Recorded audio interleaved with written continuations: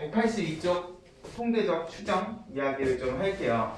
자, 결국 이 앞에서 이야기했던 모든 내용들, 정규 분포부터 시작해서 이산 확률 분포에 대한 모든 기본 개념들이 결과적으로는 지금 우리가 오늘 이야기할 통계적 추정을 위한 베이스다라고 이야기를 해도 과언이 아닐 정도로, 통계라는 거는 결국은 이 자료들을 가지고 예측을 하기 위해서 이야기를 하는 거다 보니까 결국 이 자료들을 가지고 마지막에 궁극적으로 우리가 해야 되는 일은 이제 예측을 하는 일들을 해야 돼요. 예를 들면 이런 거야. 우리가 대통령 선거 같은 거를 해도요. 너네는 아직 투표권이 없겠지만 보통 선거 앞에 전화라던가 여러 가지 설문조사들을 통해 가지고 지지율 같은 것들을 체크를 하잖아요. 그래서요.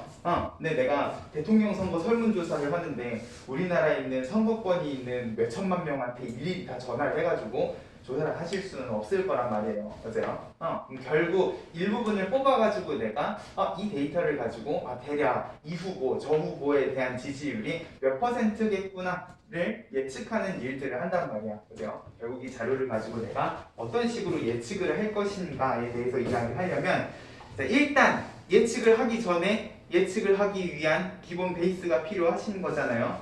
자, 일단 182쪽에 보면 모집단과 표본이라는 이야기가 나옵니다.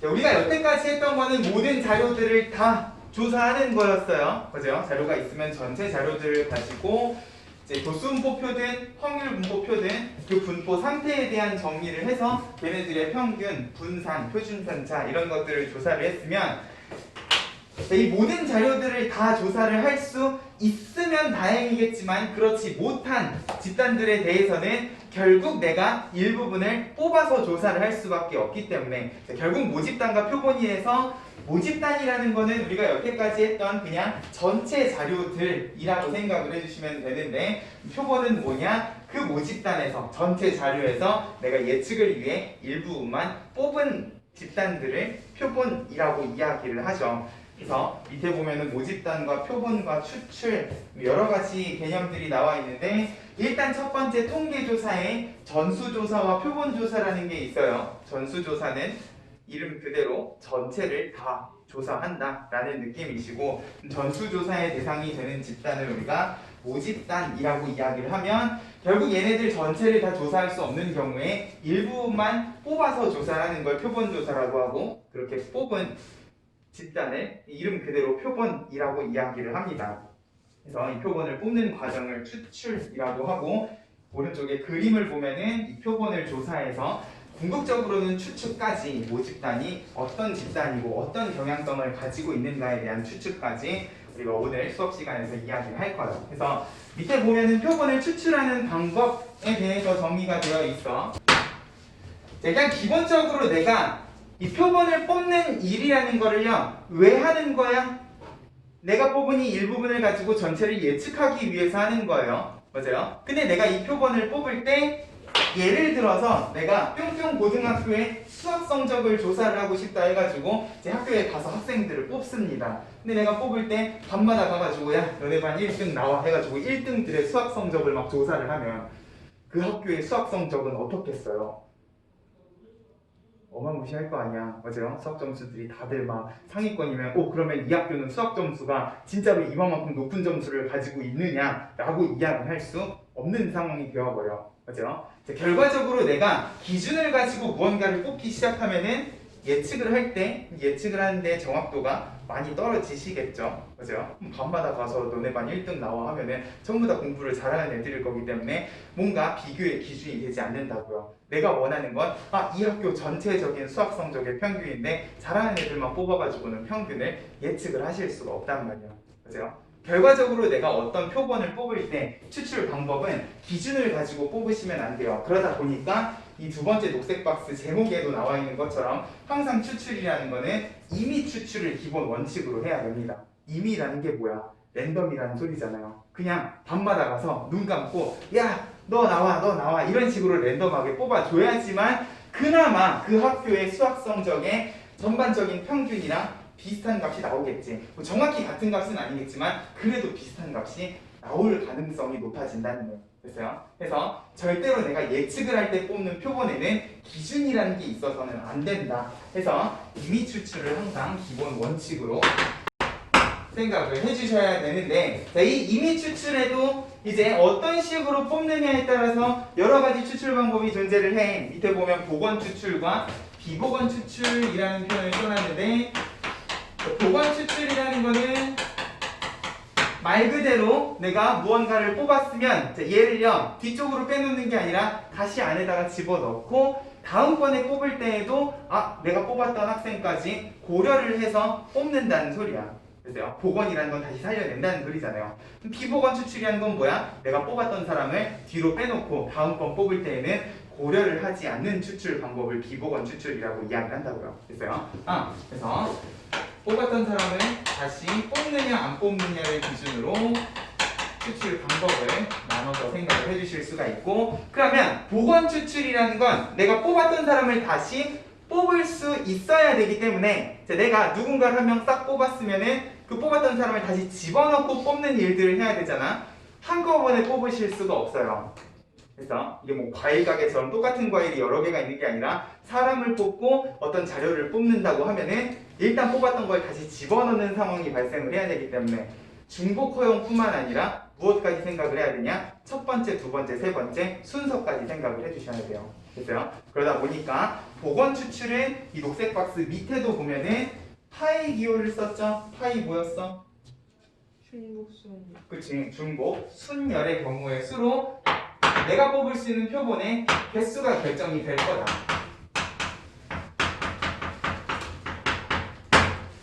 근데 이제 내가 뽑았던 사람을 다시 안 뽑는다고 하면 이제 얘는요, 두 가지 다른 방법을 생각을 하실 수가 있을 거야.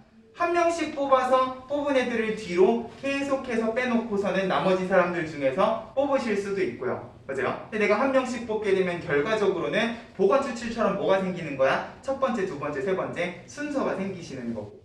맞아요? 어차피 뽑았던 놈을 다시 안 뽑을 거기 때문에 내가 3명을 뽑고 싶으면 1명, 2명, 3명 뽑는 게 아니라 그냥 한꺼번에 3명을 뽑아도 상관은 없을 거야. 맞아요? 그러다 보니까 이 비복원 추출 같은 경우에는 하나씩 뽑느냐 한꺼번에 뽑느냐에 따라서 하나씩 뽑으면 순서가 있으시겠죠. 대신 비복원이기 때문에 중복은 허용하지 않는 순열의 경우의 수만큼 내가 만들 수 있는 표본의 개수가 결정이 될 거고, 한꺼번에 뽑는다고 하면은 이제 순서까지 고려를 하지 않는 조합의 경우의 수만큼의 내가 뽑을 수 있는 표본의 개수가 결정이 될 거다. 지금 6명이 있으면 내가 6명 중에 2명을 어떻게 뽑느냐에 따라서 복원 추출이 되면 6명 중에 1명, 6명 중에 1명에서 36가지 다른 경우가 나오실 거고요. 맞아요? 비복원 추출하는데 1명씩 뽑는다 그러면 6명 중에 1명, 5명 중에 1명 하는 30가지 경우의 수가 되시고, 아니 한꺼번에 2명을 뽑는다 그러면 62 해가지고 15가지 경우의 수. 됐어요? 내가 뽑을 수 있는 표본의 개수가 어떻게 뽑느냐에 따라서 달라지실 거라는 거야. 됐죠? 근데 우리가 요 뒤부터 이야기할 모든 표본의 추출, 표본하고 관련된 모든 성질들은요, 전부 무슨 추출을 기반으로 이야기를 하고 있느냐? 복원 추출을 기반으로 이야기를 하고 있다라는 것만 기억을 해주시면 돼요. 자, 문제의 표본 추출 방법에 대한 언급이 없어. 그리고 뒤에 가면 결국 내가 뽑은 표본이 실제 모집단하고 어떤 관계를 가지는가, 얘네들 사이의 관계식과 공식에 대한 이야기를 할 건데, 이 모든 공식들이, 모든 관계가 복원 추출이랑 비복원 추출했을 때 만들어지는 표본은 분명히 달라요. 개수도 다르지만 이 표본의 상태도 분명히 다를 거란 말이야. 똑같은 게 여러 번 들어가 있는 경우랑 그렇지 않은 경우는 분명히 표본의 차이가 있을 거기 때문에, 여러 가지 표본 추출 방법들 중에서도 뒤에 나오는 모든 표본하고 관련된 성질들은 복원 추출을 기반으로 이야기를 하고 있다. 그래서 이 뒤에 나오는 그냥 임의 추출이라는 표현을 써도 문제에서 이야기하는 추출은 항상 복원 추출이다 라는 거를 생각을 하면서 이제 모든 이야기들을 해주시면 될 거야. 됐어요? 기억을 하면서 일단 가볍게 필수에서 1번을 볼게요. 표본 조사가 적합한 것만을 있는 대로 고르시오 했는데, 자, 기억부터 차근차근히 보면 표본 조사가 적합하다는 거는 전수 조사를 하면 안 되는 애들이라는 소리도 돼요. 맞아요? 자, 경우에 따라선 전수 조사가 꼭 필요한 것도 있어요. 예를 들어서 우리나라의 총인구를 조사하는데 그냥 대충 조사를 하시면 안 되잖아요. 맞아요? 적어도 누가 살고 몇 명이 살고 있는지는 전수 조사를 해야지만 되는 애들이면 전국에 등록된 자동차 대수도요. 대충 조사를 하다 보면은 되게 그 불법적인 걔 이름이 뭐지? 대포차라고 하나요? 막 이런 것들이 생기기 때문에 이렇게 내가 전수조사를 꼭 해야 되는 것들은 당연히 전수조사를 하셔야 되는데 기억이랑 리을처럼요. 건전지의 평균 수명을 조사를 한다고 내가 만들어 놓은 건전지, 야 공장에 있는 모든 건전지를 다 써가지고 수명을 체크를 하면은 그게 괜히 안 되죠. 맞아요. 야, 적어도 만들었으면 팔아야 될 거 아니야. 수명 조사를 하겠다고 내가 만든 건전지를 다 막 이곳저곳에 다 집어넣고 돌린다고 하면은 말도 안 되는 일일 거예요. 맞아요? 리을의 과일의 당도 같은 것도요.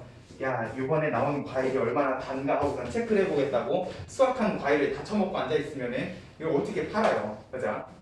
그렇기 때문에 모든 조사를 항상 전수 조사를 해야만 하는 상황은 아니다라는 거를 좀 생각을 해주셨으면 좋겠어. 그렇죠? 표본 조사가 꼭 필요한 것도 있다라는 거. 필수 예제 2번 1, 2, 3, 4, 5 숫자가 하나씩 적힌 5개의 공이 들어있는 주머니에서 3개의 공을 뽑는다. 뭐야? 우리가 방금 이야기했던 경우의 수를 생각을 해주시면 되는 거죠. 한 개씩 보건 추출은 결국 5의 세제곱이 되실 거고요. 처음에도 5가지, 그 다음에도 5가지, 그 다음에도 5가지, 5가지 경우의 수가 되실 건데 한 개씩 비보건 추출이라는 건 뽑았던 걸 뒤로 계속 빼놓으면서 하나씩 빼는 거기 때문에 5, 4, 3, 5P3 해주시면 되는 거고 동시에 3개는 5C3 했어요. 그리고 얘네들 방법에 따라서 내가 만들 수 있는 표본의 개수도 천차만별로 달라질 거다라는 거 좀 기억을 해주시면 될 겁니다. 그래서 일단 우리는 이제 모든 자료들을 다 조사하는 게 아니라 일부분을 뽑아서 조사할 거다. 그리고 그 뽑을 때에는 절대로 어떤 기준이 있어서는 안 되고 랜덤하게 뽑으면서 여러 가지 추출 방법이 있지만 결국 확률과 통계책에서는 무슨 추출을 기반으로 성질들을 이야기할 거냐? 보건 추출을 기반으로 모든 성질들을 정리를 할 거다라는 것만 잘 좀 기억을 해주시면 좋을 것 같아요. 그래서 184쪽을 보면은 모평균과 표본평균이라는 이야기가 나와. 그러면 내가 어떤 자료들을 조사를 할 때 표본을 뽑아서 할 수 있는 일이 무엇이 있는가를 생각을 하면 예전 확률과 통계에는요 표본을 뽑았을 때 할 수 있는 일이 크게 2가지였어요. 자, 지금 여기는 표본을 뽑아서 그리고 원래 전체 자료에 평균에 대한 이야기를 하고 있는 것 같은 느낌이 들어. 그죠? 자료를 뽑으면 아까 전에 수학 성적처럼 평균을 조사를 하실 수도 있는데 내가 제일 처음에 대통령 선거 이야기 했었잖아요. 그죠? 이런 거는 선호도에 대한 이야기고요. 이 집단 중에 몇 퍼센트가 누구를 좋아하고 몇 퍼센트가 누구를 좋아하는가 결국 비율에 대한 이야기도 해주실 수가 있을 거예요. 맞아요? 전체적으로 뭐 후보도 있겠지만 뭐 혈액형 같은 것들 평균을 낼 수가 없는 그런 것들은 표본을 뽑아서 비율에 대한 조사도 해주실 수가 있을 건데 너네 교육과정에서 일단 비율에 대한 내용들은 다 빠졌기 때문에 우리는 평균에만 집중을 해서 이야기를 할 거다. 그래서 모평균이라는 건 말 그대로 뭐냐? 우리가 여태까지 했던 모든 자료들의 모 집단의 평균이시라는 소리야. 그래서 밑에 큰 1번에도 보면은 모평균, 모분산, 표준 편차, 모집단, 전체 자료의 평균 분산 표준 편차. 이제 표본하고 구분짓기 위해서 뭐라는 단어만 썼지 결국 전체 집단의 평균이라는 거는 우리가 앞에서 썼던 그대로 EX, VX, 시그마 X라는 기호를 써서 나타내 주시면 되고요. 됐어요? 평균은 우리가 1라는 기호도 쓰지만 M이라는 기호도 쓰고 분산 표준 편차는 소문자 시그마를 이용해서 이렇게도 나타낼 수가 있었단 말이야. 맞아요? 내가 여기에서 그러면 표본을 뽑았을 때 이 표본의 평균 분산 표준 편차는 어떻게 되는가? 자, 표본 평균, 표본 분산, 표본 표준 편차 세 가지가 일단 기호부터 정의를 하면 표본 평균은요 x바라는 기호를 썼어요. 내가 여기에서 3개를 뽑는다. 그러면 이 3개를 가지고 수학 점수든 뭐든 몸무게든 키든 이 자료를 평균을 내게 되면 이 3개의 평균을 우리가 이제 x바라는 기호를 써서 나타낼 거라는 거예요. 그래서 식으로도 잘 정리가 되어 있죠. 자료들을 내가 뽑은 표본 자료들을 전체 개수로 나눈 평균을 표본 평균이라고 하면 바로 2번에 표본 분산에다가 별표 하나만 칠까? 자, 결국 분산이라는 거는 뭐야?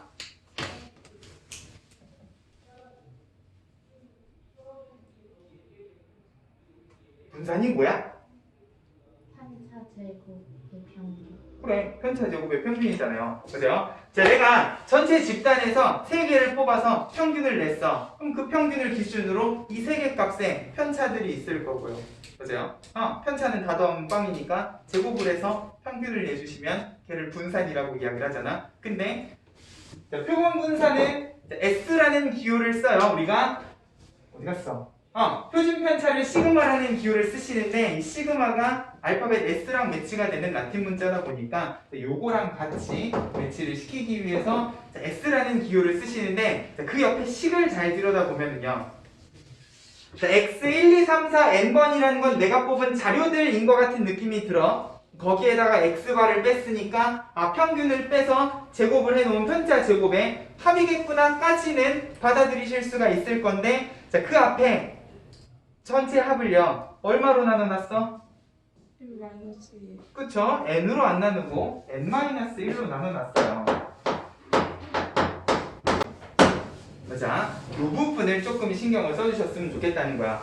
우리가 실제로 표본을 뽑아서 표본 분산까지 계산할 일이 거의 없을 거예요. 근데 자, 개념적으로 이 표본 분산이라는 거는 우리가 원래 구하던 분산처럼 편차 제곱의 평균을 내는 건 맞는데 이 전체 편차 제곱의 합을 개수로 나누지 않고 개수 마이너스 1만큼 나눈다 라는 것만 그냥 요 사실 자체만 기억을 해주시면 왜 그러면은 표본 분산은 전체 편차 제곱의 합을 n으로 안 나누고 n-1로 나누냐 이렇게 계산을 했더니 수학적으로 자, 얘랑은 분명히 다른 값을 가질 거기는 한데 이렇게 계산을 했더니 평균적으로 이 표본 분산 값이 모 분산 값하고 거의 비슷한 값이 나오더라. 그냥 n으로 나눴을 때보다 n-1로 나눴을 때 원래 모 분산하고 훨씬 더 유사한 값이 나오더라 라고 수학적으로 증명을 해놨기 때문에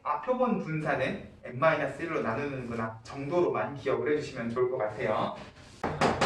통계랑 관련된 부분은 우리가 직접 증명을 하기 어려운 내용들이 많다 보니까 그냥 있는 그대로 받아들여 주셔야 되는 부분들이 있어요. 특히나 이 표본 분산을 우리가 직접 계산할 일은 거의 없지만 이 표본 분산 값이 왜 n-1로 나누어져 있느냐 정도는 옳은 것은 옳지 않은 것으로 얼마든지 나올 수가 있기 때문에 그리고 이 사실이 이따가 우리가 이야기를 할 추정에서 되게 중요하게 쓰일 거기 때문에 표본 분산은 전체 자료의 개수로 나누시는 게 아니라 항상 n-1로 나눈다. 그렇게 해야지 그냥 n으로 나눴을 때보다 훨씬 더 모분산 값에 가까운 값이 나오더라 라고만 기억을 해주시면 좋을 것 같고 그냥 루트만 씌운 거니까 항상 표준 편차는 분산의 양의 제곱분이라고 기억을 해주시면 됩니다. 자, 그러면 모분산 아니지 모평균, 모분산, 모표준 편차랑 여기 있는 표본의 평균 분산 표준 편차는 어떤 관계를 가지고 있는가? 자, 일단 우리가 표본 분산이랑 표본 표준 편차를 실제 추측을 하고 얘네들 사이의 관계를 따질 때 쓰지는 않아요. 자, 거의 대부분 이 표본 평균 값을 이용을 할 건데 이 표본 평균을 나타내는 기호가 자, 분명히 우리가 평균은 E 혹은 M이라는 기호를 쓰셔. 맞아요? 표준 편차도 시그마랑 유사한 알파벳인 S를 쓰는데 뜬금없이 표본 평균은요 M도 아니고 변수 X에다가 짝대기를 붙여가지고 되게 변수 같은 느낌으로 기호를 쓰신단 말이야. 맞아요? 그럼 결국 이 표본 평균을 왜 X라는 기호를 써서 나타내는가에 대해서도 고민을 해주셔야 되고 자, 결국 우리가 모집단을 알고 있는 상황에서 표본을 뽑았을 때 만들어지는 표본의 이 표본 평균을 변수처럼 생각을 하고 이 표본 평균들이 어떤 특징을 가지고 있는가에 대해서 이야기를 할 거다 보니까 결국 내가 모집단을 알고 있으면 아까 우리 경우의 수에서 구했던 것처럼 5개 중에서 3개를 뽑으면 총 몇 개의 표본을 뽑으실 수 있으니까 125개의 표본을 뽑을 수 있으니까 일단 우리가 예측을 하려면 적어도 이 표본들이 어떤 특징을 가지고 있는가를 알아야 될 거 아니야. 그죠? 그러면 일단 내가 뽑을 수 있는 이 125개의 모든 표본들을 가지고 평균을 내서 얘네들의 분포 상태를 한번 따져보자는 거예요. 됐어요? 그래서 일단 우리가 예측을 하기 전에 표본 평균이라는 게 내가 뽑을 수 있는 표본들을 다 뽑았을 때 어떤 분포 상태를 가지고 있는가 얘를 변수처럼 생각을 하고 자료들을 쭉 정리를 해보겠다는 거야. 됐어요? 그래서 예를 들어서 이야기할게요. 아마 그 개념 원리에도 얘가 있을 거지만 이거보다 조금 더 심플한 예를 들죠. 모집단이 그냥 1, 2, 3이야. 1, 2, 3이 각각 하나씩 적혀있는 카드가 있다고 생각을 해볼게요. 사이좋게 하나씩이니까 확률로 치면 3분의 1의 확률을 가지고 있는 이런 모집단이 있다고 생각을 하면 내가 여기에서 2개를 뽑을 겁니다. 2개를 뽑아서 표본을 하나 만든다고 하면 일단 3개 중에서 2개를 무슨 추출로 뽑을 거기 때문에 보건 추출로 뽑을 거기 때문에 내가 만들 수 있는 표본은 총 몇 가지가 되겠다? 9가지. 맞아요? 자, 우리 아까 전에 필수에 대해서 5개 중에서 3개만 뽑아도 125개가 되잖아. 내가 125개를 보여드릴 수는 없단 말이에요. 그래서 일단 3개 중에 2개를 뽑는 상황을 한번 생각을 해보자는 거야. 그러면 일단 표본이 어떻게 되시냐? 1, 2, 3 중에서 중복을 허용해서 순서까지 고려를 하셔야 되다 보니까 1, 1, 1, 2, 1, 3에 2, 1, 2, 2, 2, 3에 3, 1, 3, 2, 3, 3 해가지고 9가지 표본이 나오시는 거잖아요. 얘네들을 표본 1, 2, 3, 4, 5, 6, 7, 8, 9라고 하면은 자, 그럼 얘네 둘, 2개를 뽑았을 때 표본 평균을 X바라고 하면은 얘네 둘은 평균이 1이시겠네. 그죠? 1이랑 2는 1.5, 1이랑 3은 2, 다시 1.5, 2, 2.5에 2, 2.5에 3 이렇게 되시는 거야. 맞아요? 일단 모집단을 알고 있으니까 내가 표본을 다 뽑아보는 겁니다. 2개를 뽑는다고 하면은 뽑을 수 있는 표본이 9개고 그러면 9개의 표본 평균들이 나오실 거예요. 맞아요? 그리고 조금 더 나아가면 내가 여기에서 표본 분산에 대해서도 이야기를 하실 수가 있을 거야. 그죠? 1번 표본의 분산은 자료랑 평균이 둘 다 1이기 때문에 편차는 그냥 0이시겠지. 그죠? 1.5면은 마이너스 0.5 플러스 0.5 2분의 1이니까 제곱하면 4분의 1 4분의 1 더하면 2분의 1인데 이걸 2로 나누는 게 아니라 1로 나누는 거지. 맞아요? 전체 개수로 나누는 게 아니라 n-1로 나누시는 거니까 그러면 결국 표본 분산은 2분의 1이 되실 거야. 만약에 2로 나눴다면 4분의 1이겠지. 맞아요? 이런 식으로 내가 표본 분산에 대해서도 이야기를 해주실 수가 있을 거예요. 맞아요? 근데 표본 분산이 아니라 우리는 이 표본 평균이 어떤 분포 상태를 가지는지 보고 싶다는 거예요. 이 9개의 표본에 대해서 결국 내가 표본 평균 X바를 다시 확률 분포표처럼 정리를 한다고 하면은 나오는 숫자가 이제 1, 1.5에 2, 2.5에 3, 5가지 숫자가 되실 거고 표본은 9개가 나왔는데 그 중에 1은 한 번이시잖아. 맞아요? 2는 몇 번 나왔어? 그 전에 1.5는 2번 나오셨고요. 2는 하나, 둘, 3번 나왔지. 2.5 2번에 3이 한 번 나왔다. 자, 이런 식으로 내가 표본을 다 뽑은 다음에 걔네들 표본 각각의 평균들을 다 구해서 이런 식으로 확률 분포표처럼 정리를 하는 거예요. 자, 그러고 나서 요 모집단하고 표본이 아니라 표본 평균들을 가지고 다시 내가 요 확률 분포의 평균 분산 표준 편차를 구한다고 하면 자, 일단 1, 2, 3은 평균이 얼마시고 2죠. 분산 제곱의 평균을 구하셔도 되지만 평균이 2니까 편차 마이너스 1, 1 제곱하면 1, 1 더하면 2, 3으로 나누면 3분의 2시겠네. 맞아요? 표준 편차는 그냥 루트만 씌워주시면 되는 거니까. 그러면 이 모집단의 평균 분산하고 비교해서요. 얘네들 표본 평균 9개의 평균 분산 표준 편차는 어떻게 되시는가? 다시 얘를 변수처럼 생각을 하고 평균을 내보는 거야. 생각을 해봐라. 자, 2가 3개고요. 1.5, 2.5, 1이랑 3 좌우 대칭. 미쳤나봐. 너 뭡니까? 왜 아무도 얘기를 안 해주는 거야? 좌우 대칭인 확률을 가지고 있기 때문에 결국 얘네들은 평균을 내면 실제로 계산을 해봐도 아마 2가 나오실 거예요. 맞아요? 그러고 나서 제곱의 평균을 구하든 편차 제곱의 평균을 구하든 분산 계산까지 해주실 수가 있을 건데 나는 이 수업만 거의 몇 년을 했기 때문에 그리고 이 예제를 항상 썼기 때문에 분산이 얼마인지는 이미 알고 있어요. 실제로 계산을 해보면 3분의 1이 나올 겁니다.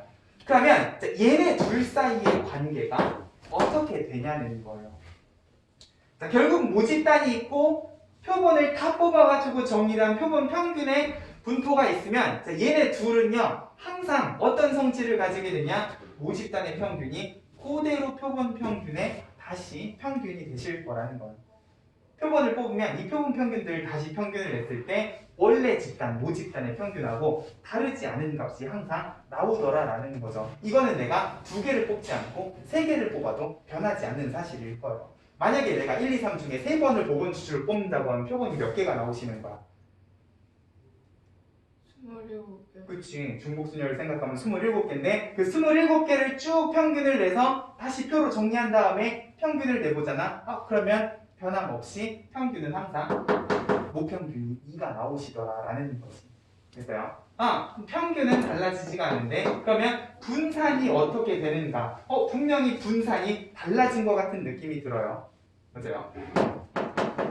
그리고 원래 분산하고 비교했을 때 분산이 줄어든 것 같은 느낌도 들어요. 맞아요? 실제로 원래 모집단하고 표본 평균의 분포를 비교를 해보면 자, 쟤는 뭐야? 그냥 1, 2, 3이 똑같은 확률 3분의 1, 3분의 1, 3분의 1 하고 이런 분포 상태를 가지고 있었어요.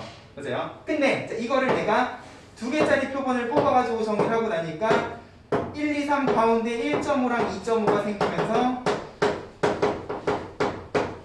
확률이 어떻게 돼? 자, 9분의 3이 곧 3분의 1이신 거잖아요. 요 평균을 기준으로 1의 평균은 미쳤나봐. 1의 확률은 낮아지고 3의 확률도 낮아지고 뭔가 평균적으로 확률들이 몰린 것 같은 느낌이 드신다고요. 맞아요? 결국 분산 표준 편차는 3고도이기 때문에 평균 쪽의 값들이 몰리게 되면 분산은 자연스럽게 줄어들 수밖에 없다는 거야. 그러면 이 분산은 얼마만큼 어떻게 줄어드는가? 자, 이걸 체크를 하시려면요. 결국 2개짜리 표본이 아니라 3개짜리 표본도 뽑아는 보셔야 돼요. 그래서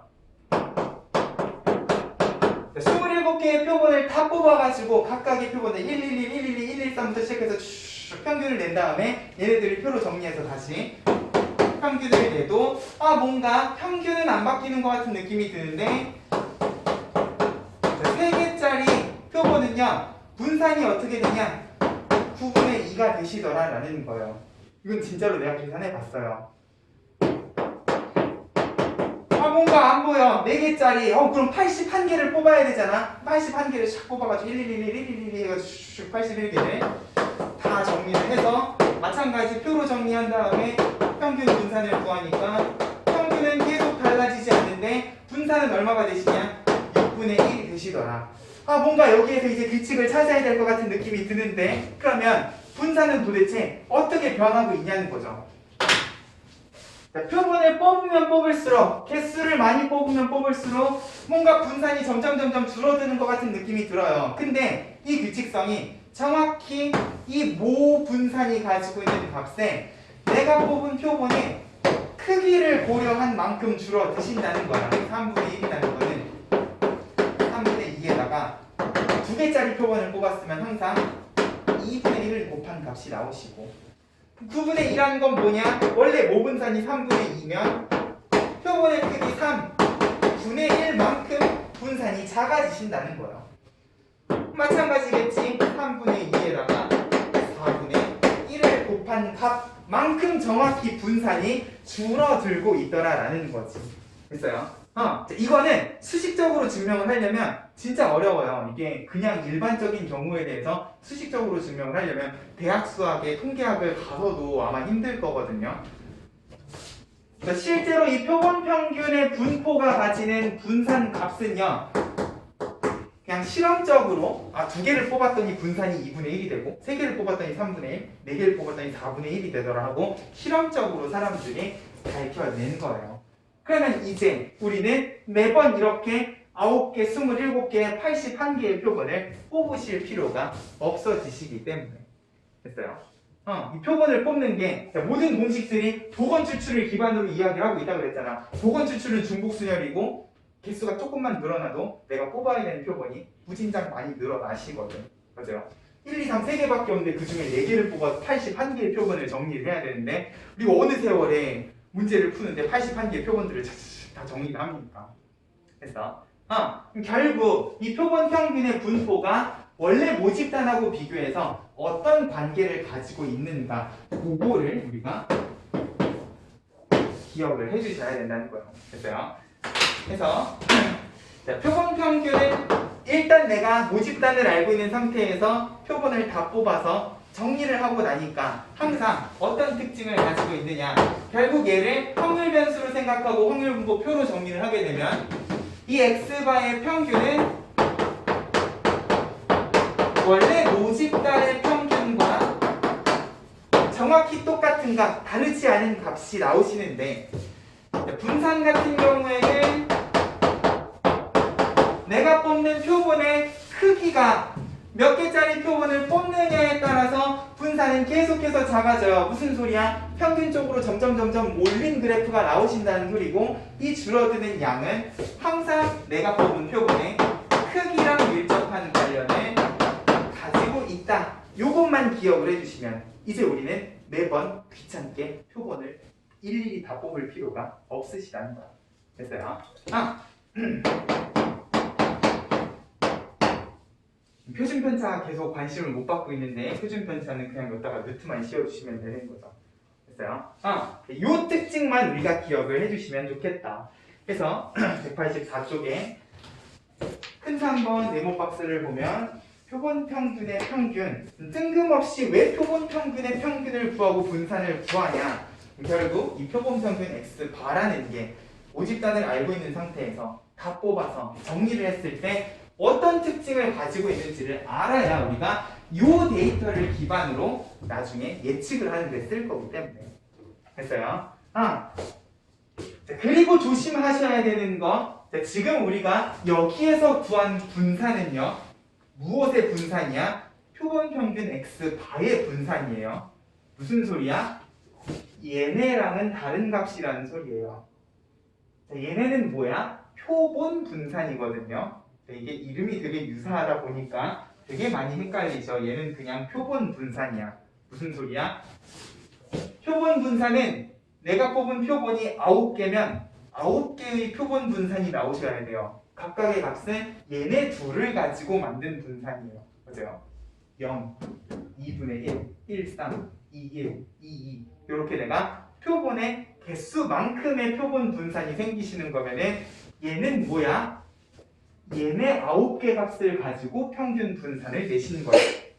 됐어요? 이거는 표본 분산이 아니라 표본 평균의 분산이기 때문에 구분을 지어주셔야 됩니다. 됐어요? 나중에 가면 진짜 많이 헷갈리실 거거든요. 표본 분산과 표본 평균의 분산은 엄연히 다른 값입니다.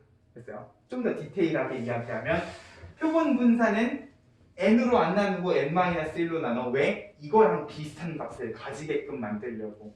결국 표본 분산은 모 분산과 밀접한 값을 가지고 있으면, 근접한 값을 가지고 있으면 표본 평균의 분산은 무조건 모 분산의 n분의 1이에요. 전혀 다른 값이시라는 거죠. 됐죠?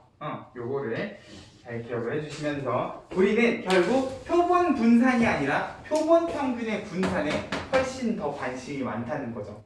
X바라는 표본 평균이 어떤 분포 상태를 가지는가를 기억을 해주시면 좋겠고, 자, 그 오른쪽에 큰 4번에다가 별표 좀 칩시다. 자, 이 표본 평균이라는 게 단순히 그냥 평균이 모평균과 같고 분산은 모분산의 n분의 1이다 였으면 우리가 이런 공부를 하지 않았을 거예요. 자, 결국 큰 4번에 보면 표본 평균의 분포가 무엇이라고 이야기를 하고 있느냐? 바로 1번. 모집 단위 정규 분포를 따르고 있으면 당연히 표본을 뽑아도 그 분포는 어떻게 써? 정규 분포를 따르고 있으실 건데, 바로 2번. 별표 다시 한번. 모집 단위 분포가 정규 분포가 아니더라도요. 모래 A 충분히 크면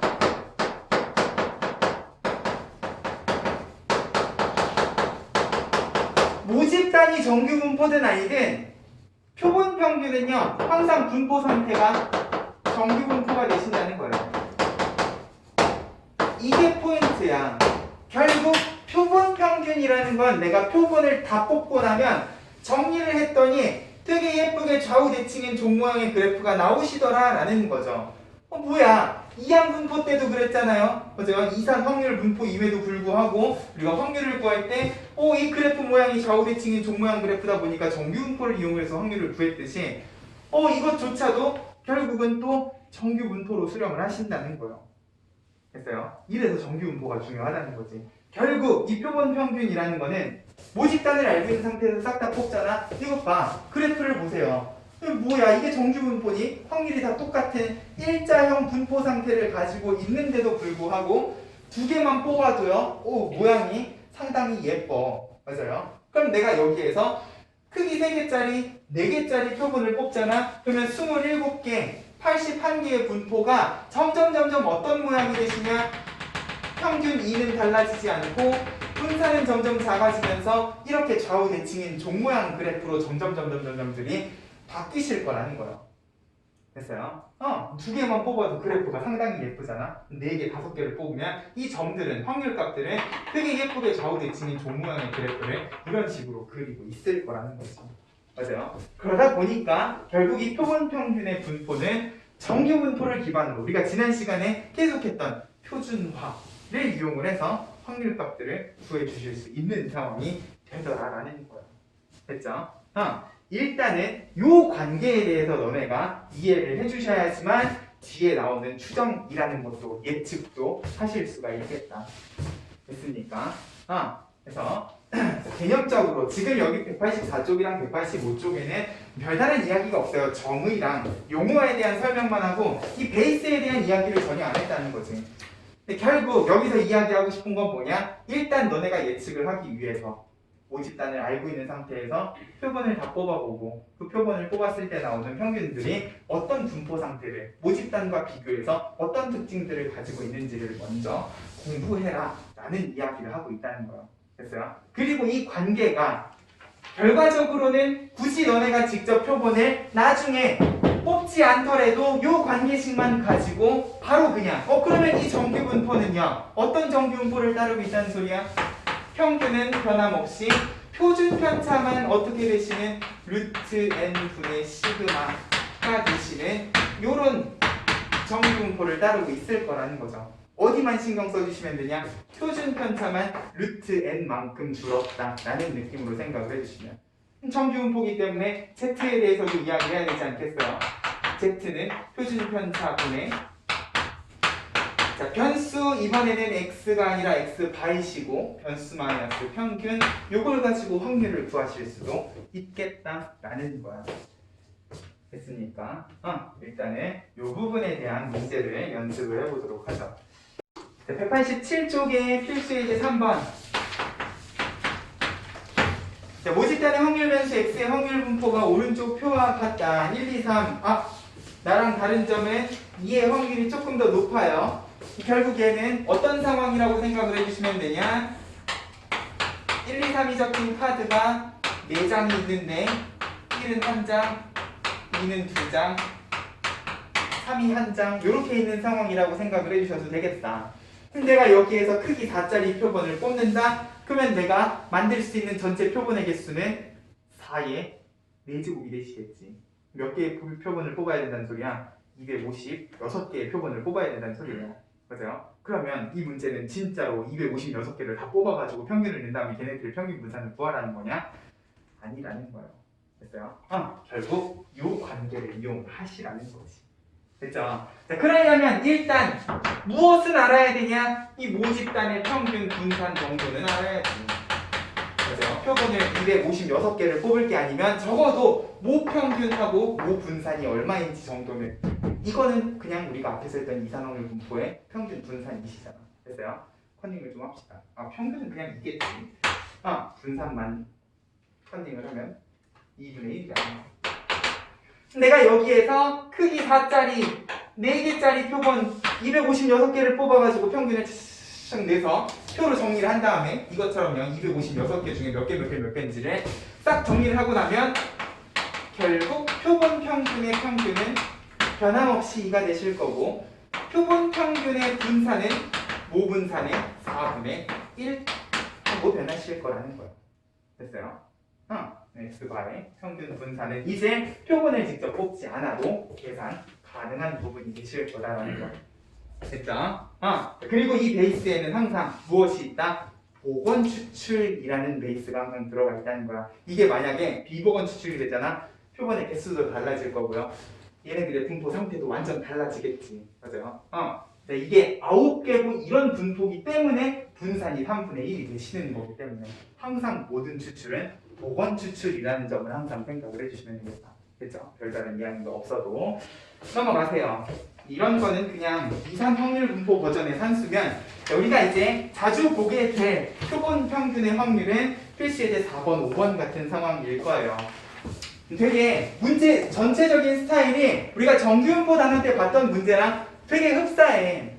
어떤 자판기에서 판매되는 음료수의 용량은 평균 150에 표준 편차 5ml짜리 정규분포를 따른다고 한다. 자, 근데 다른 점은 뭐냐? 세 번째 줄 100개를 이미 추출 100개에다 동그라미 치세요.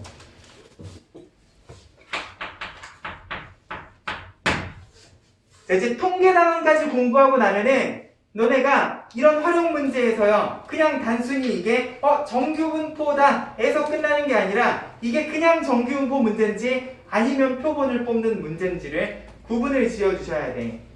그래서 왜냐면 정규분포, 그냥 정규분포 단원에서도요 뽑는다는 이야기는 하거든요. 근데 거기에선 그냥 한 개만 뽑아. 이 자판기에서 음료수 하나를 뽑았을 때의 확률, 하나를 뽑는다는 건 표본의 의미가 없지. 생각을 해봐. 하나를 뽑아서 내가 이걸 굳이 표본이라고 이야기를 하고 싶어도 그냥 모집단하고 다르지 않은 분포 상태일 거기 때문에, 자, 한 개를 넘는 개수를 뽑기 시작하면 얘는 그냥 정규분포 문제가 아니라 표본 평균하고 관련된 문제겠구나를 생각을 하면서, 자, 모집단의 정규분포 150의 5가 아니라 내가 여기에서 100개를 뽑았다라는 사실을 이용을 해서, 자, 100개를 뽑아도 표본 평균의 평균은 달라져? 안 달라져? 뭐만 달라져? 분산만 달라져. 그래서요 100개를 뽑았으니까 25 나누기 100 하면 4분의 1이잖아요. 표준 편차는 2분의 1이겠지. 이게 모집단의 분포였으면 우리는 표본 평균의 분포를 가지고 문제를 풀 것이다. 왜? 문제에서 물어보는 것도요 X바가 149에서 151 사이의 확률이시기 때문에. 됐죠? 그러면 요 정규분포를 기반으로 Z도 정리를 하셔야 돼요. 그냥 정규분포 주어졌다고 Z는 5분의 X-1 이지를 하시는 게 아니라는 거예요. 됐어요? 일단 몇 개를 뽑았는가 체크를 먼저 꼼꼼하게 하고, 이 문제가 X에 대한 확률을 구하고 있는지 X바에 대한 확률을 구하고 있는지를 이제는 비교를 해주셔야 된다고 체크를 해주셔야 돼. 그러면 이 뒤로는 정확히 우리가 정규분포에서 이야기했었던 확률 문제랑 똑같은 문제가 되실 거야. X바도 결국은 Z로 바꿔주셔야 되고, 그러면 X바에서 Z로 넘어가는 과정에 150을 빼고 2분의 1로 나눴으니까 오히려 2를 곱하는 거네. 그죠? 그러면 얘는 마이너스 2가 되고 얘는 플러스 2가 된다. 그럼 그 다음에 표 있는 건 이하 동문이라는 거예요. 됐습니까? 이런 느낌이야. 오른쪽에 필수예제 5번 거꾸로겠죠? 확률이 주어지고 뭔가 다른 걸 찾는 일들을 할 거예요. 비행기의 탑승객 짐의 무게는 평균이 18이고 표준 편차가 4인데 n명을 이미 추출한답니다. 그러면 18에 4짜리 정규 분포를 쓰시는 게 아니라는 거죠. 모집단은 18에 4 제곱인데 내가 여기에서 n개를 이미 추출한다 라고 하면은 표본 평균은 전체 평균이 달라지진 않겠지만 표준 편차가 루트 n분의 4 하고 줄어들겠구나. 문제에서 물어보는 것도 x바가 17하고 19 사이일 확률이시기 때문에 나는 x바의 정규 분포를 이용을 해야 되겠구나. 이게 모집단 x면 이게 x바의 분포이시라는 거예요. 됐어요? 그러면 z는 루트 n분의 4의 x바 마이너스 18이니까 마찬가지로 플러스 마이너스 19인데 루트 n분의 4를 나누면 루트 n이 올라가시는 거죠. 결국 z로 붙이면 마이너스 4분의 루트 n 플러스 4분의 루트 n 마찬가지로 좌우 대칭이기 때문에 문제에 주어진 0.8664는 일단 사이좋게 반으로 갈라서 4332가 어떤 z에 대한 확률인가만 찾아주시면 그래서 1.5잖아요. 그러면 여기 있는 4분의 루트 n이 1.5겠구나 하고 n 값도 찾아주시는 거야. 66에 36이 되신다는 거죠. 됐어요? 내가 36명을 뽑으면 원래 표준 편차보다 표준 편차가 줄어들 거고 그러면 이 확률도 그냥 x의 확률보다 분명히 더 늘어난 값이 나오실 거예요. 표준 편차가 줄었기 때문에. 맞아요? 훨씬 더 평균 쪽에 몰려있을 거니까 확률은 더 높아지실 거다 라는 식으로 일단은 예측이 아니라 뭐냐? 모집단을 알고 있는 상태에서 표본 평균이 어떤 특징을 가지고 있는가에 대해서 먼저 정리를 하자는 거지. 됐죠? 이런 느낌으로 표본 평균의 분포를 우리가 도대체 왜 보는가부터 기억을 좀 해주시면 좋겠다. 됐습니까? 이제 대망의 마지막. 이제 표본과 모집단 사이의 관계를 알았으니까 이거를 이용해서 이 모집단을 예측하는 일을 할 거예요. 모평균의 추정.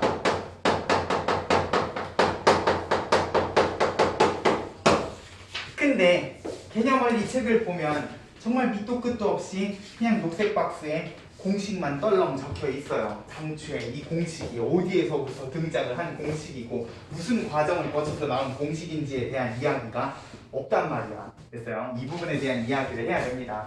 자, 일단 우리는 표본을 다 뽑았을 때 모집단을 알고 있는 상태에서 뽑을 수 있는 모든 가능성의 표본을 다 뽑아가지고 얘네들 각각 표본들의 평균들을 쭉쭉쭉쭉쭉 정리를 했더니 어떤 성질을 가지고 계시다? 이런 성질을 가진 정규분포가 된다라는 사실을 알고 있단 말이야. 맞아요? 그러면 이제 모든 표본을 다 뽑아보지 않더라도요. 얘는 이 안에 어딘가에 있겠거니 라는 이야기를 해주실 수가 있게 돼요. 자, 공교롭게도 이 분포의 정가운데는요. 모집단의 평균인 모평균이시란 말이야. 맞아요? 그러면 이제 내가 표본을 하나만 딱 뽑는 거예요. 내가 뽑은 표본 하나는 이 분포 어딘가에 위치하고 있겠지. 다만 내가 모집단도 모르는 상태에서 예측을 하는 상황에 표본을 하나 쏙 하고 뽑으면 이 표본이 이 분포 어디 있는지는 당연히 모르지. 맞아요?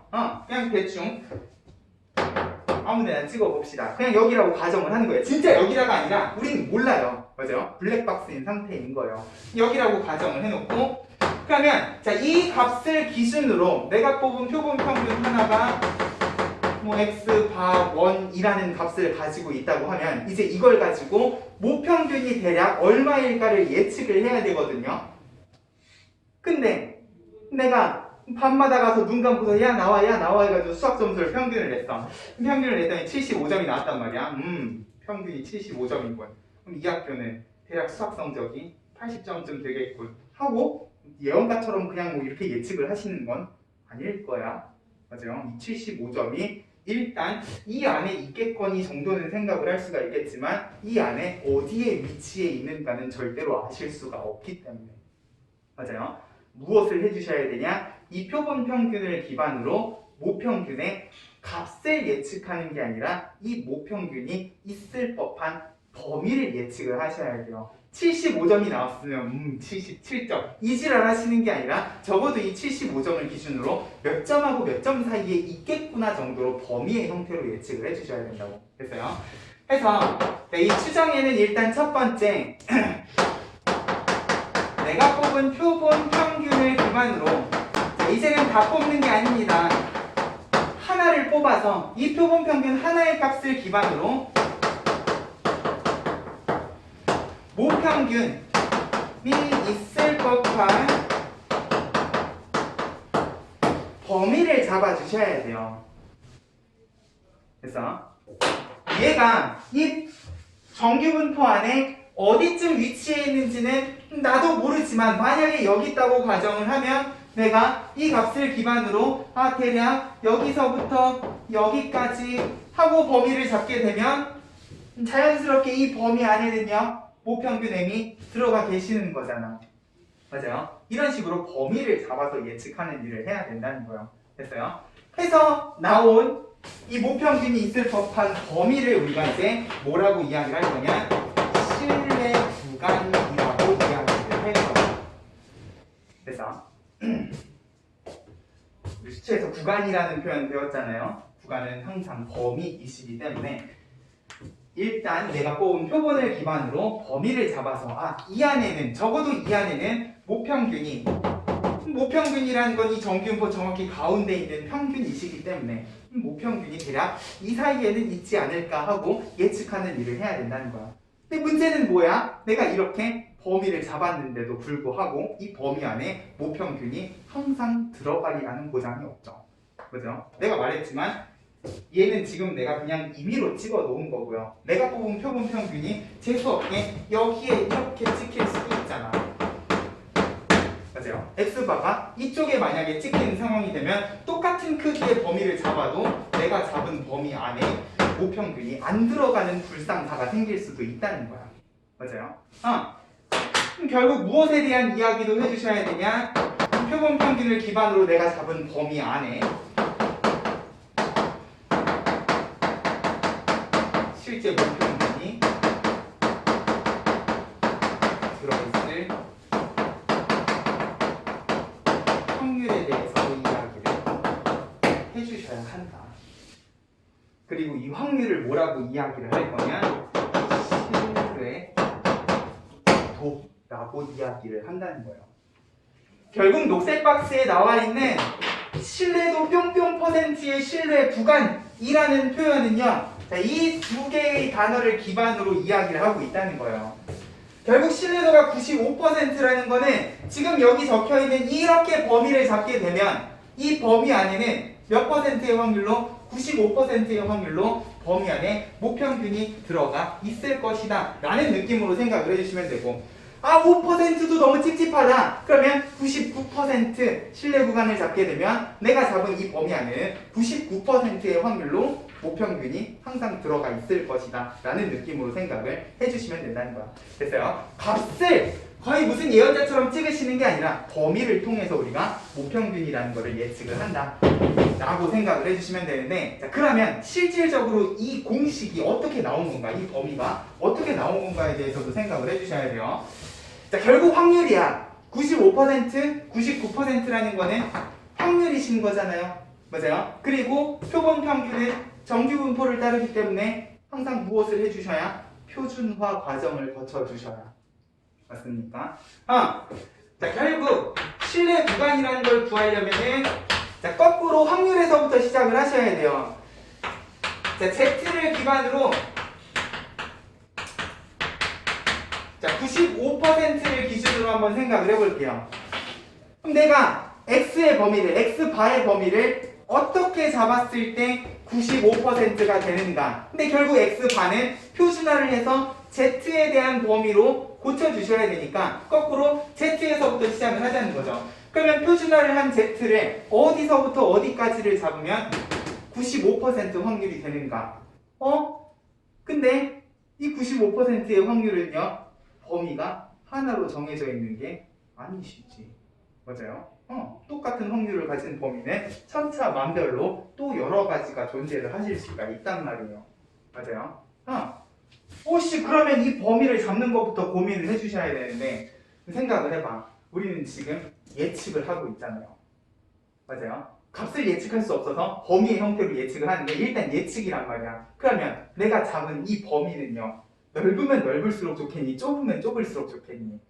좁을수록. 그치, 예측이기 때문에 좁으면 좁을수록 더 정밀한 예측이 되시는 거 아니야? 맞아요? 그러면 내가 이 Z의 범위를 잡을 때도요, 똑같은 95%의 확률일지라도 최대한 범위가 좁은 범위로 잡아주면 제일 효율적이지 않을까, 그리고 정확도도 더 높아지지 않을까라는 거야. 그러면 표준 정규분포에서 확률을 똑같은 확률이려면 결국 어떤 식으로 잡아주셔야 되는 거야?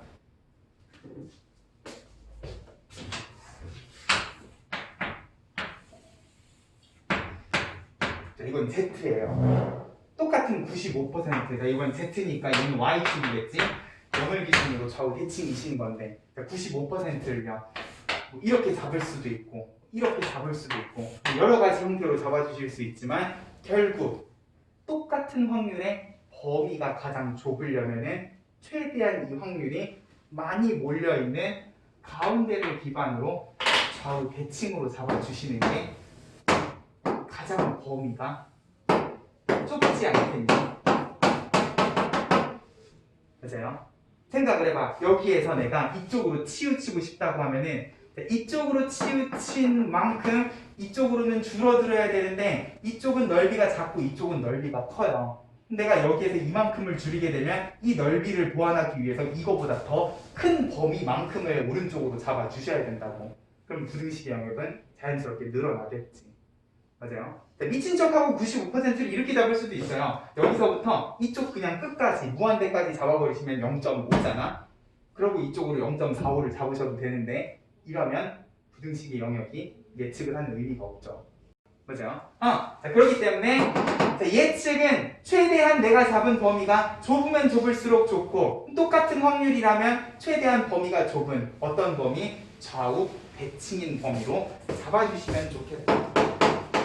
그러면 95% 확률을 가진 Z의 범위는 무궁무진하게 많지만 그 중에서도 어떻게 잡아주시면 이 P, Z의 범위를 똑같은 값 플러스 마이너스 사이로 잡았을 때를 생각을 해주시면 이 C 값을 찾기도 편하잖아. 좌우 대칭이기 때문에 0.95의 절반이 2 곱하기 0.475인가요?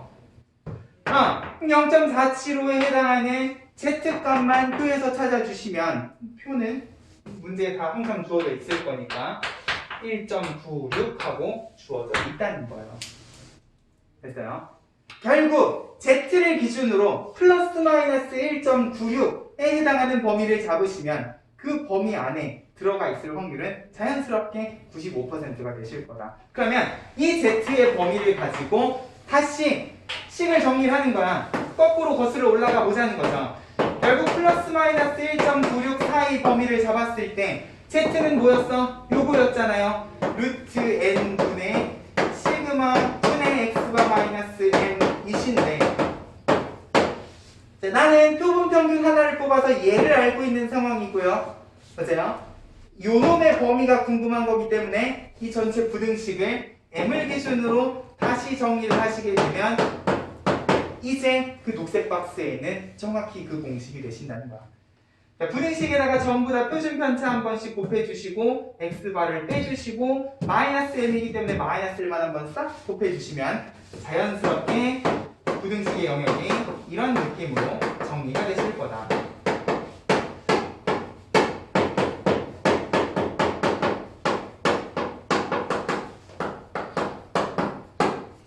자, 그러고 나서 보니까 이 m이 들어갈 수 있는 실내 구간이라는 범위가요. 결과적으로는 뭐냐? 내가 뽑은 표본 평균을 기반으로 1.96 곱하기 표준편차, 1.96 곱하기 표준편차 똑같은 것만큼을 빼고 더한 범위로 잡아주셨다는 거야. 내가 아까 전에 이 범위를요 그냥 아무렇게나 잡은 게 아니라 똑같은 확률의 좁은 범위가 되시려면 항상 어떻게 내가 뽑은 값을 기준으로 좌우 대칭으로 잡아주시는 게 제일 좁고 제일 정확도가 높다는 거죠. 됐어요? 그래서 항상 내가 뽑은 표본 평균을 기반으로 플러스 마이너스 사이 범위로 잡아주시게 되면 95%가 찝찝해? 그럼 99%로 신뢰도를 올려볼까? 뭐만 달라지는 거야? 얘만 달라지는 거야. 보세요. 0.95에서 0.99가 되면 2로 나누면 얼마가 되시는 거야? 95인가요? 그쵸? 0.495야. 그럼 0.495에 해당하는 C값만 찾아주시면 되고요. 그 C값은 녹색 박스에도 나와 있지만 2.581이라고 문제에 아마 주어질 거고 표가 주어지실 거라는 거예요. 됐어요? 그러면 이 2.58이라는 값이 여기 들어가게 되면 결국 뭐만 달라지는 거야? 1.96 대신에 표준 편차에 곱해야 되는 값만 달라지시는 거야. 맞아요? 근데 결국 여기서 1.96이 2.58이 되시게 되면 이 값은 커지겠지? 그러면 내가 뽑은 표본 평균 요 값을 기준으로 더하기 빼기 하는 값도 더 커지는 거네. 범위가 더 늘어나요. 맞아요? 범위를 조금 더 넓게 잡으면 99%의 확률로 이 범위 안에는 무조건 모평균이 들어가 있을 거다라는 이야기를 해줄 수가 있다는 거죠. 됐어요? 자, 근데 이 신뢰 구간에는 99%그 이상은 없어요. 100% 정규분포 그래프는요. 애초에 정근선을 가진 끝이 없는 그래프야. 100% 신뢰 구간이라는 건 뭐야? 그냥 모든 실수하고 범위를 그냥 잡은 거예요. 75점이 나왔는데 그러면 모평균은 0점부터 100점 사이에 있습니다. 이지를 하는 거랑 똑같다는 거지. 됐어요? 그러다 보니까 신뢰 구간은 99%가 그나마 제일 높은 확률에 해당할 것이다. 됐어? 자, 마치 여기 지금 녹색 박스에 95%랑 99% 신뢰 구간을 다른 공식인 것처럼 적어놨는데 전혀 다르지 않은 공식이시다. 됐어요? 결국 내가 뽑은 표본 평균을 기반으로 신뢰도 곱하기 표준 편차만큼의 값을 더하기 빼기 한 범위를 잡아주시면 된다라는 느낌으로 생각을 해주시면 된다. 됐죠? 그러면 여기에서 몇 가지 이야기를 조금 더 할게요.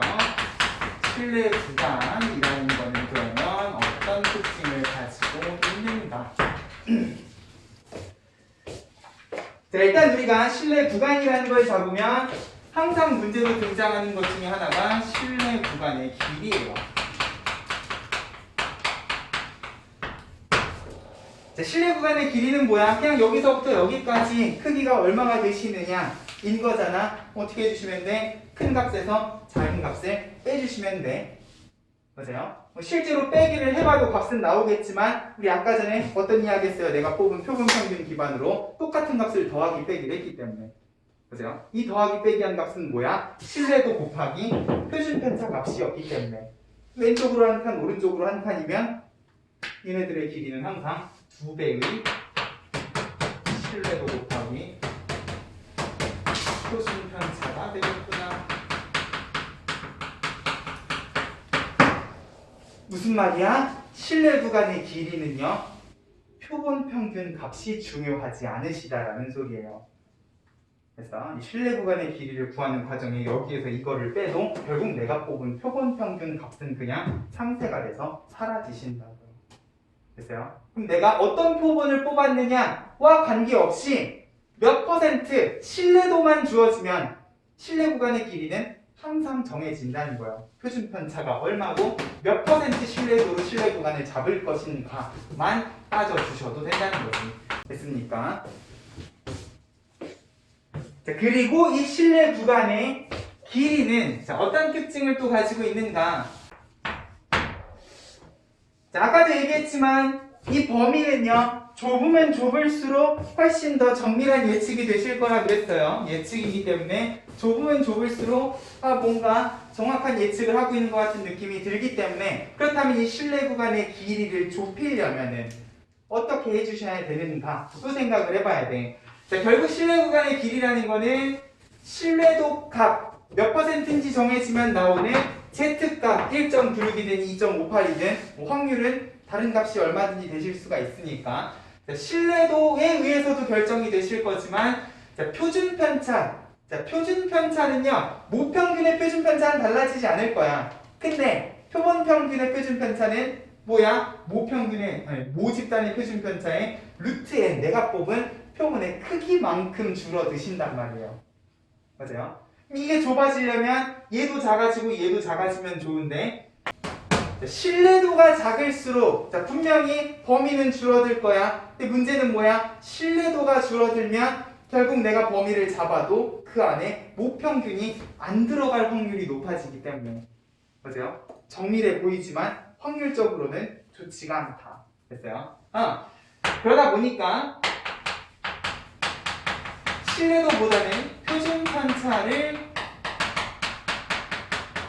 줄여주시는 방향으로 이 신뢰 구간의 길이를 줄여주실 수가 있는데 결국 표준 편차가 줄어들려면 결과적으로는 내가 뽑은 표본의 크기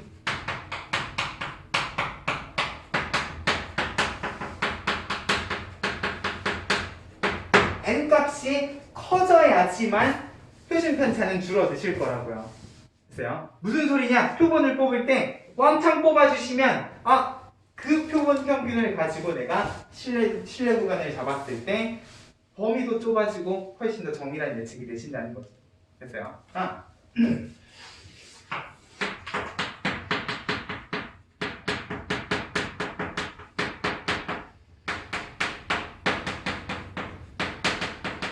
결국 예측은 내가 잡은 범위가 좁으면 좁을수록 좋기 때문에 됐죠? 신뢰도를 줄이는 방법, 표준 편차를 줄이는 방법 두 가지 방법이 있지만 일단 신뢰도를 줄이는 건 너무 위험 부담이 크다. 그러면 되도록이면 나는 크기가 큰 표본의 개수, 뽑는 표본 안에 들어가 있는 개수를 늘릴수록 훨씬 더 정밀한 예측을 하실 수가 있다라는 느낌으로 생각을 해주시면 될 거고 당연한 얘기겠지만 만약에 문제에서요 표본 평균이 주어지지 않고 신뢰 구간이 먼저 주어진다.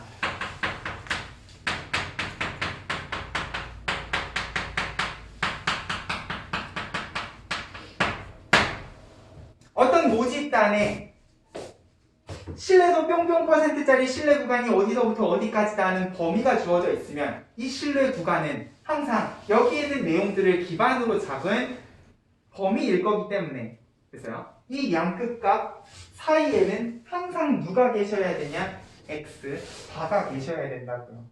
됐어요? 예를 들어서 95%짜리 신뢰 구간이 1부터 3이다. 그러면 여기에서 내가 알 수 있는 건 뭐다? 내가 뽑은 표본 평균은 이겠구나라는 것도 생각을 해주실 수가 있어야 된다는 거예요. 그래서 항상 신뢰 구간의 중점에는 뭐가 있기 때문에 내가 뽑은 표본 평균 값이 있을 거기 때문에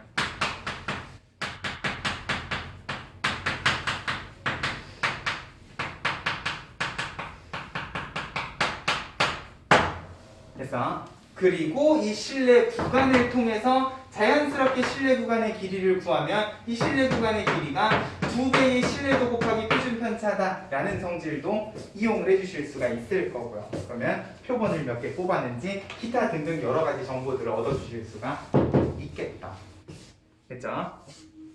이런 느낌의 신뢰 구간의 특징들을 기억을 해주시면 좋겠는데 지금 내가 설명한 이 모평균의 추정 안에는요 치명적인 문제가 하나 있어요.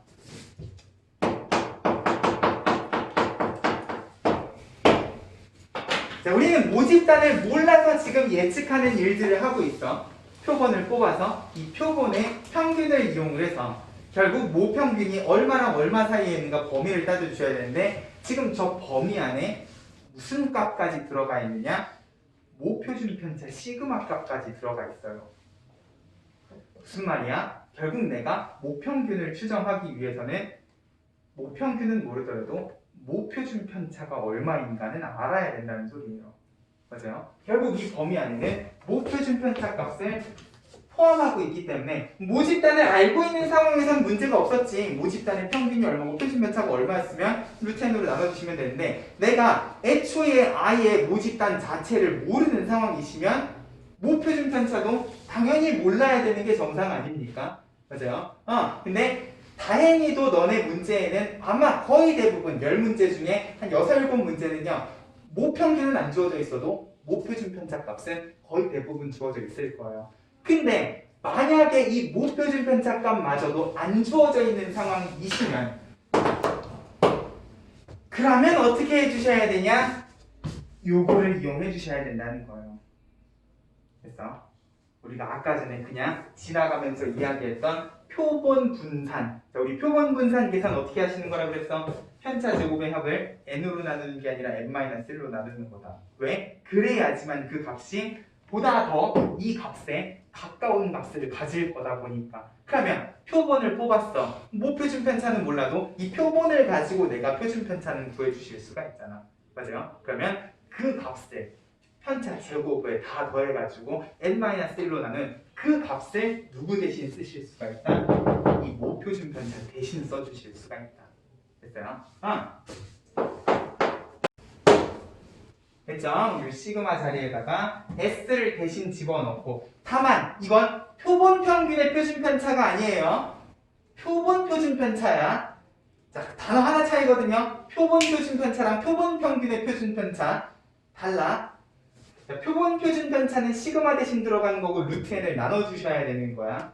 그래서 가끔 이거 주어져 있을 때 루트 n으로 안 나누고 그대로 그냥 s 집어넣고 틀리시는 분들 되게 많거든요.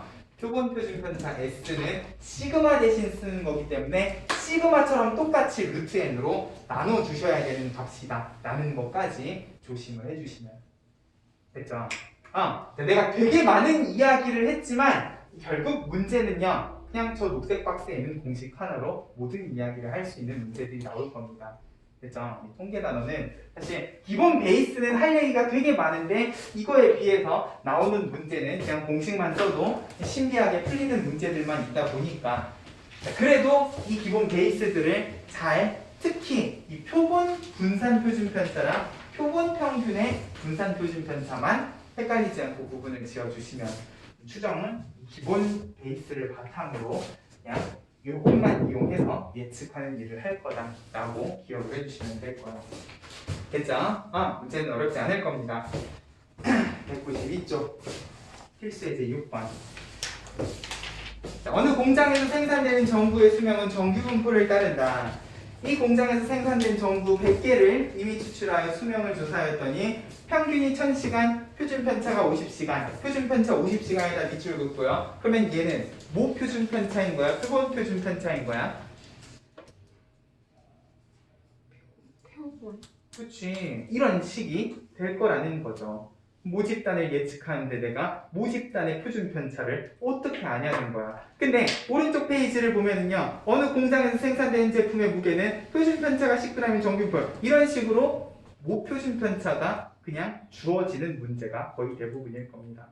됐어요? 근데 만약에 모표준 편차가 주어져 있지 않고 표본 표준 편차가 주어져 있더라도 필수 예제 6번에 있는 표본 표준 편차 50시간은 아마 이런 과정을 거쳐서 계산을 한 값일 거기 때문에 얘는 그냥 모표준 편차 대신 쓸 수 있는 값이구나 라는 느낌으로만 기억을 해주시면 돼요. 됐어요? 결국 추정 단원에 나오는 표준 편차는 표본 표준 편차든 모표준 편차든 그냥 똑같이 써주시면 된다는 거예요. 그래서 똑같은 값으로 써주시면 될 거다. 그래서 필수 예제 6번의 표준 편차 50시간에는 표본 표준 편차 S라고 적어주시고 7번에다가는 표준 편차 10g에다가 모표준 편차 느낌이 달라 주어진 값이 누구의 표준 편차인가 다르기 때문에 잘 구분을 지어주셔라. 그러면 필수 예제 6번부터 일단 X바가 1000시간이고요. S가 50이고요. 몇 개를 뽑았어? 100개를 뽑았어. 자, 그랬을 때 95%, 99% 자, 단조건에 나와 있죠. 0.9, 0.99 확률에 해당하는 Z값이 1.96, 2.58. 자, 1.96하고 2.58은 너네가 외우시는 거 아니야. 언제나 그렇듯 정규분포표는 항상 문제에 주어져 있을 거예요. 됐어요? 그리고 심지어 어떤 문제는 1.96이라는 값을 안 쓰고 그냥 근사값 2를 쓰는 경우도 있을 거기 때문에 항상 문제에 주어진 값을 기반으로 생각을 하시면 될 거야. 자, 하나만 할게요. 95%. 그러면 95% 신뢰 구간은 모평균이 얼마랑 얼마 사이에 있어야 되냐? 내가 뽑은 표본 평균 1000을 기준으로 플러스 마이너스 뭐야? 1.96 곱하기 루트 n분의 시그마 대신 s 해주시면 된다고. 됐어요? 이쪽도 마찬가지겠지. 1.96 곱하기 루트 n분의 시그마 해주시면 된다고.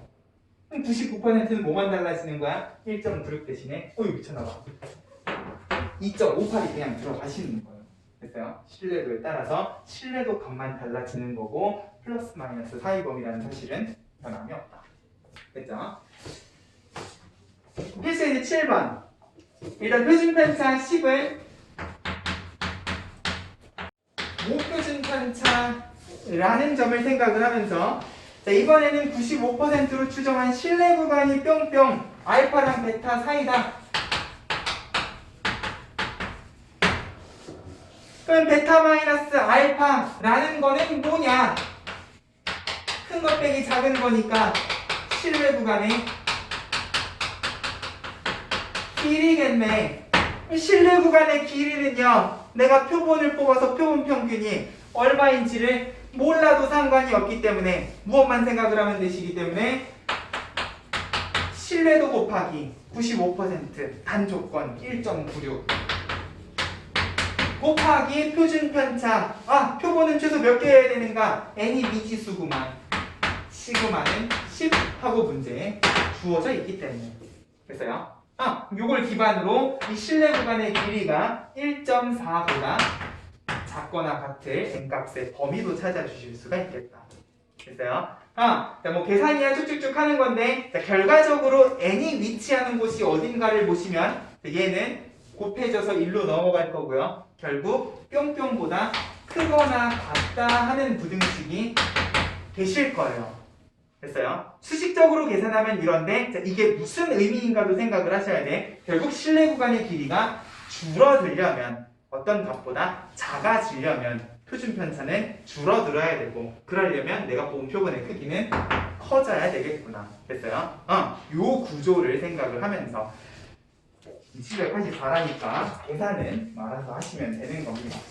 자, 다음 페이지 필수 예제 8번. 자, 표준 편차가 0.4인 정규 분포를 따르는, 아, 그러면 여기 있는 표준 편차도 무슨 표준 편차겠구나? 모표준 편차겠구나.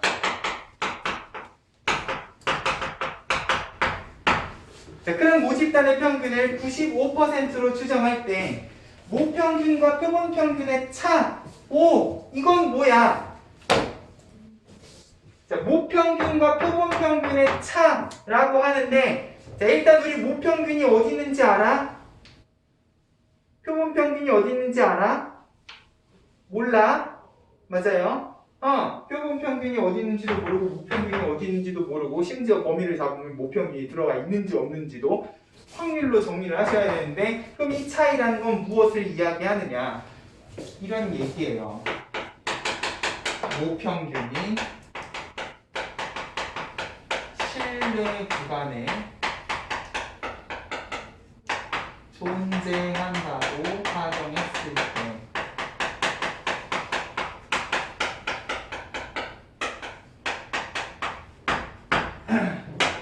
가능한 차의 최대다. 결국 우리는 아무것도 모르는 상태에서 예측을 하는 거기 때문에 일단 가정이 필요해요. 내가 잡은 범위 안에 모평균이 있다는 가정하에 생길 수 있는 최대 차이. 자, 그러면 결국 범위 안에 있다고 가정을 했을 때 생길 수 있는 차이는 뭐 없으면 제일 좋겠지만 있으면 이 모평균이 요 끄트머리에 딱 걸리는 순간이지 않겠어요? 맞아요? 말은 길게 했지만 결과적으로 이 모평균과 표본평균의 차라는 거는 뭐다? 전체 신뢰 구간 길이의 절반이다. 됐어요? 결국 여기서부터 이쪽 끝이든 이쪽 끝이든 끝까지 갔을 때의 차이이기 때문에 결국 얘는 뭐다? 그냥 신뢰도 곱하기 표준 편차 한 칸이 되실 거다. 실내 구간의 길이가 실내도 곱하기 표준 편차 2칸이었으면 차이는 1칸이시라고. 왜? 가운데 표본 평균이 대기타고 있으니까 차이는 이쪽으로든 이쪽으로든 딱 1칸이 최대값이 되실 거다라는 느낌으로 생각을 해주시면 됐죠? 우리가 이 실내 구간 가지고 할 수 있는 이야기가 크게 이렇게 두 가지가 되겠다. 전체 길이 아니면 차이. 됐어? 계산하는 건 어렵지 않을 거니까 이런 느낌으로 해주시면 드디어 확률과 통계가 끝이 납니다. 그래서 실제로 이 통계 단어는요, 너네 학교 시험 문제도 그리고 모의고사에 출제되는 문제들도요, 내가 오늘 1시간 반 동안 떠든 이 모든 내용이 무색하게 엄청 쉽게 등장을 하실 거예요. 됐어요? 근데 이 기본 개념이 정리가 잘 안 되면 가끔 되게 중간중간 헷갈릴 수 있는 포인트들이 있거든요. 그 부분만 신경 써서 정리를 좀 해주시면 아마 통계 단원 문제는 거의 대부분 쉬운 문제들이 될 겁니다. 어렵지 않은 문제들이 될 거니까 까먹기 전에 부지런히 정리를 좀 해주시고